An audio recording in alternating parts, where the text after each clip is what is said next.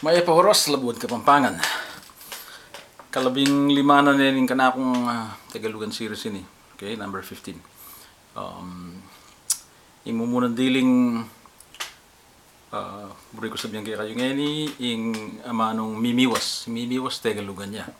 Yung mas manayon na Kapampangan, Mangilag. Okay. Makagigil, Tagalugan, Kapampangan, Makapanggaligit. Okay. Tagalugan, Migkataon, ing mas manayon na Kapampangan, mi katagon. Po itang panirang gagamitan ngayon itang tas, Sara. Ing tas, shortcut na ning tapos na ning Tagalog. Nung baldog tayo king Kapampangan ito, mas manayon niya nung kaibat yung gamitan tamo. Mi ka dito ka conflict kayong mga labasan na Eldo, rening Tagalugan na yung manong reni. Nung minsan ay tambalo nung shared words la, nung magagamit lang pareho kayong Kapampangan ng pong Tagalog o inandam din yung Tagalog o inandam din yung Kapampangan. Baluyo para ka na ako. At the end of the day, ing maulaga, pisasabihan talaga yung Kapampangan. Para ka na ako,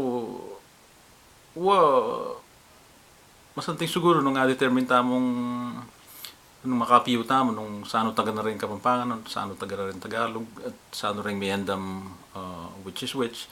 Uning uling lataga ng eksperto, kaya katamo, kaya kami di Louie, kaya gagawang video. So itamo taga na makapiyo no sano rin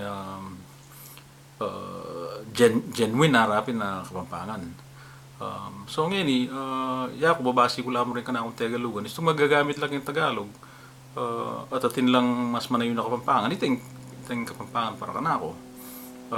Pero ito pin, kalupan ito sinabi ko nandin, yung maulaga, pisasabihan talak yung Kapampangan, yung diskusyon pa niya kayong Kapampangan, yung talamitam kayong Kapampangan.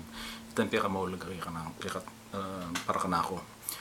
Sige, tanamo, dakala salamat, may pangapampangan tamo, at ding anak tamo, buring nga po tamo, itala sana Tagalugan. Dakala salamat, luwid tamongan.